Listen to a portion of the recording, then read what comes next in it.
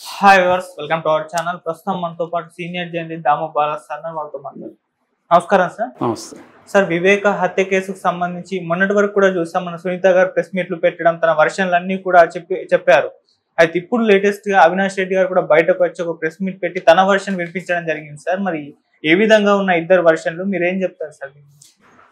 మొన్న Sunitha press meet పెట్టి అవినాష్ రెడ్డి హంతకుడు, అవినాష్ రెడ్డి చెప్తేనే వీళ్ళు వెళ్ళి చంపారు అన్న వెర్షన్ని ఆమె పవర్ పాయింట్ ప్రజెంటేషన్లో చెప్పింది. ఆమె ప్రధానంగా చెప్పింది ఏంటంటే, ఈ చంపిన వాళ్ళు అయితే ఉన్నారు, సునీల్ యాదవ్ కావచ్చు, ఎర్రగంగిరెడ్డి కావచ్చు, ఉమాశంకర్ రెడ్డి కావచ్చు, ఈ ముగ్గురిని ఆమె ప్రధానంగా దస్తగిరిని ఆమె పక్కన పెట్టింది. ఎందుకంటే దస్తగిరి ఇప్పుడు ఆమెకు కావాల్సిన వాడు అయిపోయాడు కాబట్టి దస్తగిరిని పక్కన పెట్టి ఈ ముగ్గురు అవినాష్ రెడ్డికి దగ్గర వాళ్ళు, అవినాష్ రెడ్డి క్లోజు, వివేకానంద రెడ్డికి వీళ్ళకి పడదు, వివేకానంద రెడ్డి వీళ్ళకి దూరంగానే ఉన్నాడు అన్న విషయాన్ని ఆమె చెప్పింది.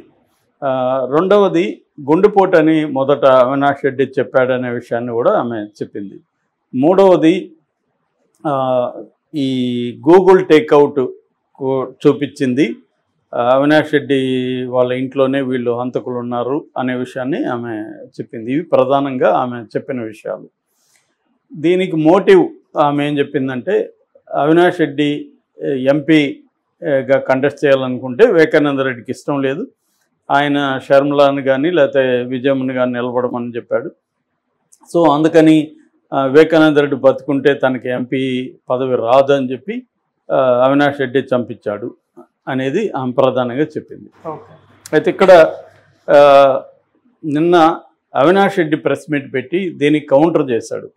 మేము ఇన్ని రోజులు మాట్లాడకూడదు అనుకుంటే ఆమె ఇదే పనిగా మాట్లాడుతుంది కాబట్టి నేను మాట్లాడాల్సి వస్తుంది అని అవినాష్ రెడ్డి కొన్ని సమాధానాలు చెప్పాడు ఆమె వాటికి. ఫస్ట్ది ఏంటంటే, ఈ ఎర్రగంగిరెడ్డి తర్వాత సునీల్ యాదవ్, ఉమాశంకర్ రెడ్డి వీళ్ళందరూ కూడా వివేకానంద రెడ్డికి చాలా క్లోజు.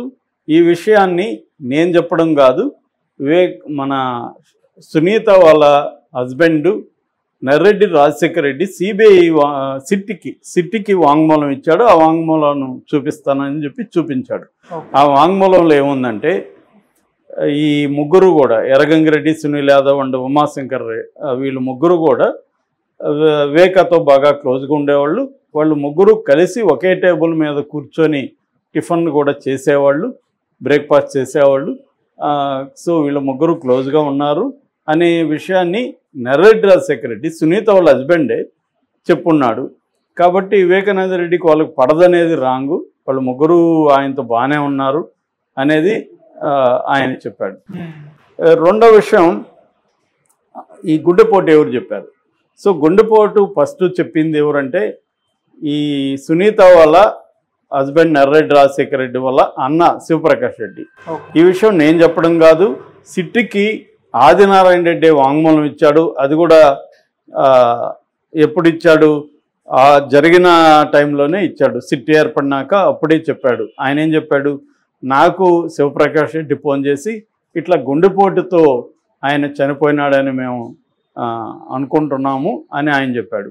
అట్లాగే వాంగ్మూలంలో కూడా ఇదే సునీత, ఇదే నర్రెడ్డి రాజశేఖర రెడ్డి సిట్టికి ఇచ్చిన వాంగ్మూలంలో ఏం చెప్పారనే దానికి కూడా ఆయన ప్రూఫ్స్ వాంగ్మూల కాపీ చూపించాడు.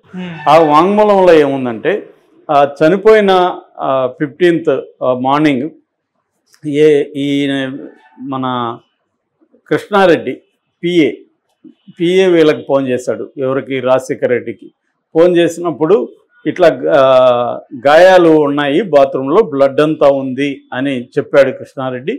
ఆ తర్వాత కూడా కృష్ణారెడ్డి ఫోటోలు వీడియోలు తీసి, అంటే లక్ష్మమ్మ వంట మనిషి లక్ష్మమ్మ కొడుకు సహాయంతో ఫోటోలు వీడియోలు తీసి రాజశేఖర రెడ్డికి పంపించాడు.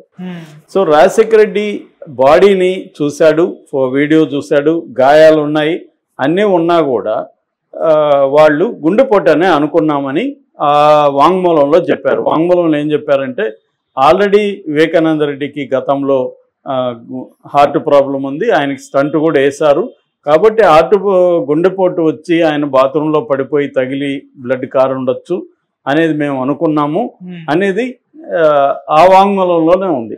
అట్లాగే ఆమె ఢిల్లీలో చెప్పినప్పుడు కూడా అదే అంటే క్లియర్గా ఈ గుండెపోటు అనే వెర్షన్ని తీసుకొచ్చింది నర్రెడ్డి రాజశేఖర్ రెడ్డి వాళ్ళ బ్రదర్ శివప్రకాష్ రెడ్డి బయటికి తీసుకొచ్చింది. దాన్ని వీళ్ళు క్యారీ చేశారు. సాక్షిలో వచ్చిందే అదే. మన ఆయన విజయసాయి రెడ్డి కూడా అదే చెప్పాడు. దీనికి అంత కారణం ఏంటంటే కూతురు అల్లుడు వాళ్ళ అన్న వీళ్ళు ముగ్గురు కలిసి ఈ వెర్షన్ని తీసుకొచ్చారు. అదొకటి. సో మూడవది ఎంపీగా నేను ఉండడం ఆయనకి ఇష్టం లేదని ఇప్పుడు చెప్తుంది. నిజానికి ఆమె ఢిల్లీలో చెప్పింది. ఆ వీడియోలు కూడా యూట్యూబ్లో ఉన్నాయి. అదేంటంటే అవినాష్ రెడ్డికి ఆయన ప్రచారం చేస్తున్నాడు. అవినాష్ రెడ్డి అంటే ఆయనకి ఇష్టం. అవినాష్ రెడ్డి ఎంపీ కావాలని ఆయన కోరుకున్నాడని ఇదే సునీత అప్పుడు చెప్పింది. సో అదే వాస్తవం. ఇప్పుడు ఆమె చెప్తున్నది అవాస్తవం. నాకు ఆల్రెడీ నేను 2019లో కాదు 2014లో కూడా నేనే కదా ఎంపీని, సిట్టింగ్ ఎంపీనికి మళ్ళీ ఇచ్చాడు జగన్. ఇదే షర్మిల అప్పుడు చెప్పిందా? ఇదే సునీత అప్పుడు చెప్పిందా? లేదు. ఇదే సునీత దీనికి కాంట్రారీగా ఢిల్లీలో నా కోసం వివేకానంద రెడ్డి ప్రచారం చేస్తున్నాడు. వివేకానంద రెడ్డి బతుకుంటే ఈయన గెలుస్తాడు కాబట్టి తెలుగుదేశంలో చంపారనేది ఈమె అప్పుడు వెర్షన్ చెప్పింది. ఇప్పుడు వచ్చి నా ఎంపీ సీట్ రాదని నేను చంపించానని చెప్తుంది అనేది కూడా ఆయన చెప్పాడు. అట్లాగే ఇంకొక విషయం కూడా అతను చెప్పింది ఏంటంటే వాళ్ళ ఇంట్లో సెక్యూరిటీ గార్డుగా ఉండే పన్నింటి రాజశేఖర్ అనే వ్యక్తిని ముందు రోజు సౌభాగ్యమ్మ నర్రెడ్డి రాజశేఖర్ రెడ్డి ఫోన్లు చేసి నువ్వు లీవ్ తీసుకో అని అతన్ని ప్రెజర్ చేయించి నువ్వు కాణిపాకం వెళ్ళు లీవ్ తీసుకో అని చెప్పి అతన్ని పంపించారు అనే దానికి సమాధానం లేదు. అతన్ని తర్వాత వచ్చాడు, అతను జరిగినాక వచ్చాడు. అతను కూడా వాంగ్మూలం ఇచ్చాడు. నన్ను వాళ్ళు ఇలాగ పొమ్మని ఫోన్లు చేశారు. సౌభాగ్యమ్మ 2-3 సార్లు చేసింది. రాజశేఖర్ రెడ్డి ఫోన్ చేశాడు. నాకు అర్థం కాలేదు. సరే ఎందుకు చెప్తున్నారు కదా నేను వెళ్ళిపోయాను నేను అనేది అతను కూడా చెప్పాడు. ఇక్కడ ఏంటంటే 2 క్లియర్ వెర్షన్స్ ఎవరు నమ్మదలుచుకుందో వాళ్ళు నమ్ముతారు. ఈ 2 క్లియర్ వెర్షన్స్ ఎప్పటి నుంచో అవుతున్నాయి. ఆ క్లియర్ వెర్షన్స్ ఇవన్నీ కూడా ఏంటంటే తేలాల్సింది కోర్టులో, తేల్చాల్సింది సిబిఐ. కానీ అవి జరగకుండా పొలిటికల్గా దీన్ని ఉపయోగించుకుంటున్నారు. 2019లో చంద్రబాబే చంపించాడని ఇదే సునీత ఆరోపించింది. ఈ జగన్ దాన్ని ఉపయోగించుకున్నాడు పొలిటికల్గా. మా బాబాయిని తెలుగుదేశం వాళ్ళు చంపారు అన్న విషయాన్ని జగన్ బ్రహ్మాండంగా పొలిటికల్గా ఉపయోగించుకున్నాడు. దానికి సంబంధించి నారాసుర రక్త చరిత్ర అనే పుస్తకం కూడా జగన్ తీసుకొచ్చాడు. సో అప్పుడు సునీత కూడా చెప్పడం వల్ల ఎక్కువ మంది ప్రజలు అది నమ్మారు. దాని తర్వాత ఎందుకంటే ఇది జరిగింది తెలుగుదేశం పీరియడ్లో, దాని తర్వాత జగన్ అధికారంలోకి వచ్చాడు. జగన్ సిట్టు వేశాడు.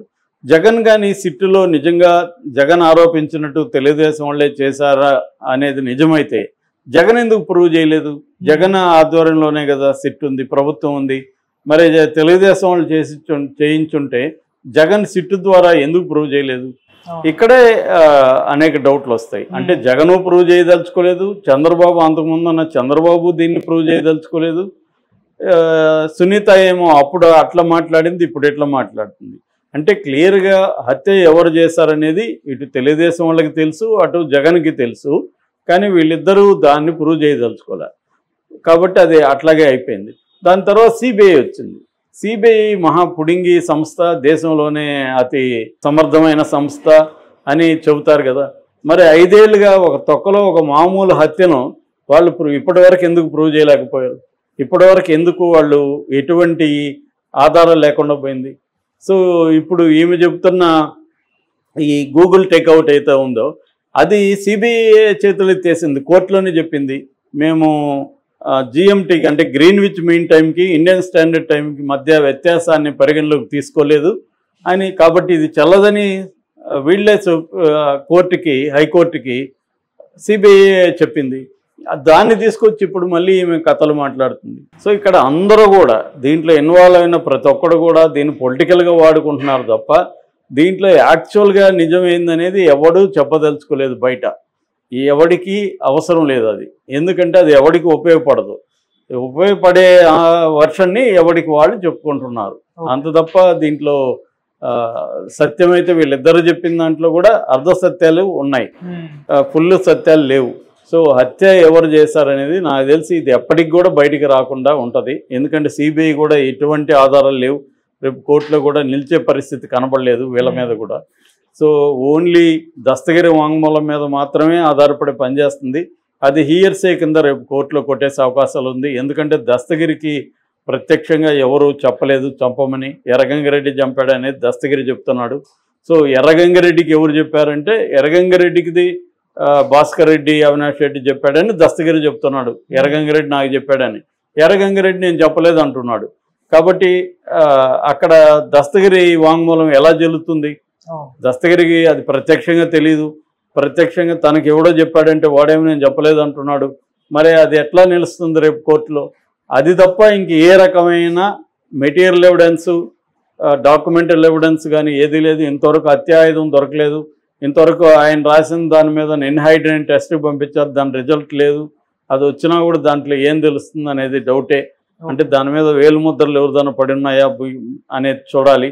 సో ఇది కాబట్టి ఏంటంటే దీంట్లో ఎవిడెన్స్ లేదు. ఎవిడెన్స్ లేదని ఆమెకు తెలుసు కాబట్టి రాజకీయాల్లోకి వచ్చింది. ఆమె కూడా రాజకీయాల్లోకి వచ్చి జగన్ ఓడించాలని వచ్చింది. నిజంగా ఆమె దగ్గర ఎవిడెన్స్ ఉంటే కోర్టుల్లోనే ఆమె ఇచ్చేది, కోర్టులో ఆమె తీర్చుకునేది. అట్లాగే ఇంకొక విషయం కూడా నిన్న ఆమె బ్లంట్గా అబద్ధం చెప్పింది అందరి ముందు. అదేంటంటే వివేకానంద రెడ్డికి రెండో భార్య ఉంది, ఒక కొడుకున్నాడు అనే విషయం బయటకు వచ్చింది కదా. దాని గురించి మీరేమంటారంటే ఆమె ఇట్లా భుజాలు ఎగరేసి ఐ డోంట్ నో అంటుంది. ఐ హ్యావ్ నో ఐడియా అని. అంతకంటే బ్లంట్ ఇది లేదు. ఎందుకంటే ఈమె బెదిరించింది, వీళ్ళ మా హస్బెండ్ బెదిరించాడు, వీళ్ళ బావ శివప్రకాష్ రెడ్డి ఆమెను బెదిరించారు. అవన్నీ ఆమె డీటెయిల్గా సిబిఐకి ఇచ్చిన వాంగ్మూలంలో ఉంది. అది మనం 2-3 వీడియోలు దాని మీద చేస్తున్నాం మనం. సో క్లియర్గా అందరికీ తెలిసిన విషయాన్ని కూడా ఆమె బ్లంట్గా ఐ హ్యావ్ నో ఐడియా అంటే ఆమె నిజాయితీ ఏ స్థాయిలో ఉందో మనకు అర్థమవుతుంది. సో దీంట్లో ఇన్వాల్వ్ అయిన ప్రతి ఒక్కరూ దీన్ని పొలిటికల్గా ఉపయోగించుకుంటున్నారు అనేది మనకి అర్థమవుతుంది. Okay sir, thank you so much.